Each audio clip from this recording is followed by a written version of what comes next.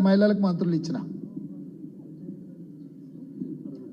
रेवंत रेड्डी जी, मेरा नाम सुरेखा है और एक सवाल ये कि आंतरिक सुरक्षा जो देश की है, जब हम बात आतंकवादी घटनाओं की जो हो रही थी उसके मद्देनजर मोदी सरकार ने कैसा काम किया, इस पर आपका विश्लेषण।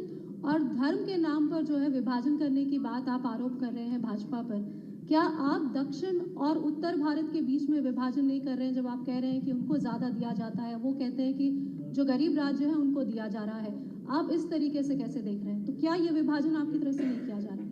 मेरे तरफ से सीधा सीधा मैं जवाब देना चाहता हूं, क्योंकि भारतीय जनता पार्टी हर बार राजनीति में कुछ फायदा उठाने के लिए कोशिश कर रहा है।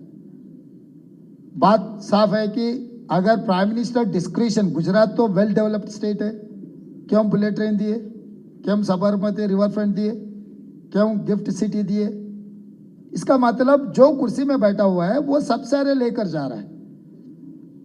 अगर जो बैकवर्ड स्टेट्स को अगर कुछ देना है तो बिहार एंड उत्तर प्रदेश, वो अलग बात है। तो यहां पर जो परमिशंस भी, सैंक्शंस तो छोड़ो, बजट रिलीज तो छोड़ो, सैंक्शन देने में भी ये लोग विवक्षा दिखा रहे हैं। और पॉलिटिकल रिप्रेजेंटेशन में क्या उन लोगों को तकलीफ है? Financial based on the population, okay, I will accept. Whereas in political representation, why you have not given president or vice president or important portfolios to South? तो जहां पर उनको तकलीफ है वहां पर हम सवाल पूछेगा तो वो जय श्री राम बोलने वाले। हर चीज के लिए उनका एक ही जवाब है, जय श्री राम।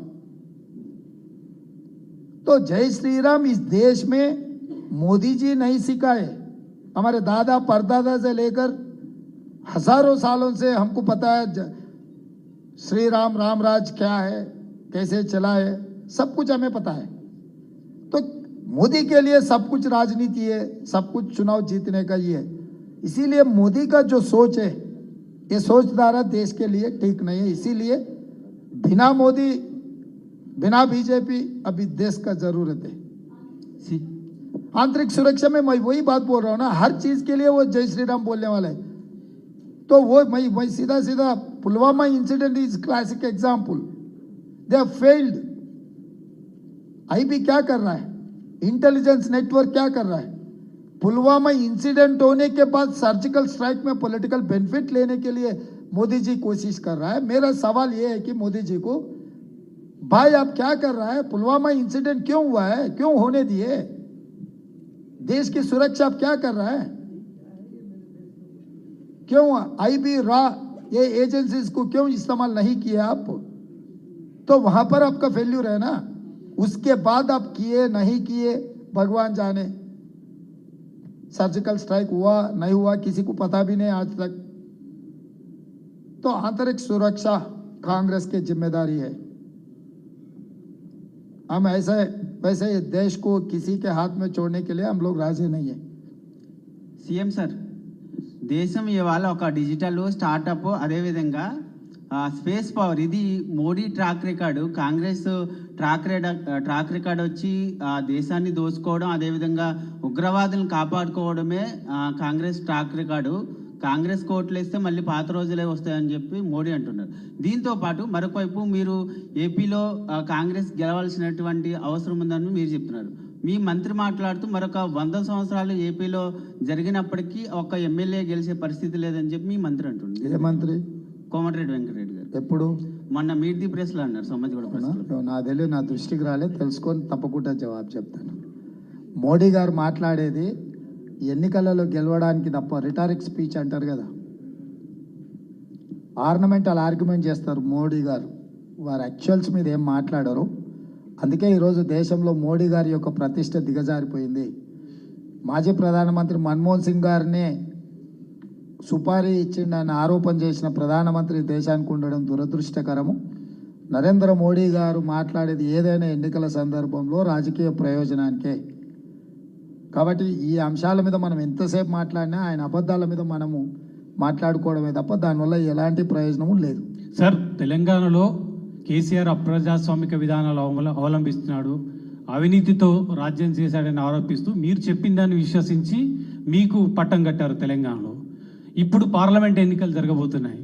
మోడీ గత 10 ఏళ్ల కాలంలో దేశాన్ని ప్రపంచంలోనే అగ్రగామి దేశంగా నిలబెట్టాను, అందుకు నాకు ఓటేయండి, దేశాన్ని మరింత ముందుకు తీసుకుపోతానని మోడీ చెప్తున్నారు. ఇప్పుడు తెలంగాణ ప్రజలు, మీకు పట్టం కట్టిన తెలంగాణ ప్రజలు ఎదురు చూస్తున్నారు. ఒకవేళ కనుక ఇండియా కూటమి అధికారంలోకి వస్తే 5 ఏళ్లలో 5గురు ప్రధానమంత్రులు అవుతారు, దేశం ఎట్లా అభివృద్ధి చెందుతుందని బీజేపీ చెప్తుంది. ఈ నేపథ్యంలో తెలంగాణ ప్రజలు ఎవరికి ఓటేయాలి, ఎవరిని విశ్వసించాలి చెప్పాలి. నేను అనేది ఏంటంటే దేశ స్థాయిలో జరిగే ఎన్నికలలో చంద్రశేఖరరావు గారి గురించి చర్చ లేదు, పాత్ర లేదు, వారి ప్రమేయము లేదు. కాబట్టి ఈ చర్చలో చంద్రశేఖరరావు గారి గురించి మనం చర్చించుకోవడంలో ఎలాంటి ప్రయోజనం లేదు. నరేంద్ర మోడీ గారు ఒకరే ప్రధానమంత్రి ఉంటారు అంటలేడు, నేనే ప్రధానమంత్రికి ఉంటా అంటుండు. అంటే దాన్ని అర్థము ఆయన కోసమే ఈ వ్యవహారాలంతా నడుపుతున్నాడు తప్ప పార్టీ కోసం కాదు. మేము 5 మంది ఉంటామా, ఒక్కరం ఉంటామా, ఎంతమంది ఉంటామనేది నరేంద్ర మోడీ గారు చెప్పలేరు. ఇదే విషయం 2004లో ఎన్డీఏ కూటమి ఇదే ఆరోపణ చేసింది. కాంగ్రెస్ పార్టీ గెలిస్తే సంవత్సరానికి 5 సంవత్సరాలకు 5 మంది ప్రధానమంత్రులు అవుతారని. కానీ 10 సంవత్సరాలు మన్మోహన్ సింగ్ గారిని ఒక్కరినే కొనసాగించి ప్రధానమంత్రిగా ప్రపంచంలోనే గుర్తింపు తెచ్చిండ్రు మన్మోహన్ సింగ్ గారు. Point number 1. పాయింట్ నెంబర్ 2, కర్ణాటకలో మా ప్రభుత్వం ఉంటే సిద్ధరామయ్య గారు ఒక్కరే ముఖ్యమంత్రి ఉన్నాడు. పాయింట్ నెంబర్ 3, రాజస్థాన్లో మా ప్రభుత్వం ఉన్నంత కాలము అశోక్ గెహ్లాట్ గారే ముఖ్యమంత్రిగా ఉన్నారు. మధ్యప్రదేశ్లో మా ప్రభుత్వం మా పార్టీ అధికారంలో ఉన్నంతసేపు కమల్నాథ్ గారే ఉన్నారు. కానీ భారతీయ జనతా పార్టీ కర్ణాటకలో ఎంతమందిని మార్చింది, మధ్యప్రదేశ్లో ఎంతమందిని మార్చింది, ఎక్కడెక్కడ భారతీయ జనతా పార్టీ ఉందో 3 చిన్న చిన్న రాష్ట్రాలు, ఉత్తరాఖండ్ ఇట్లాంటి నార్త్ ఈస్టర్న్ స్టేట్లలో కూడా 3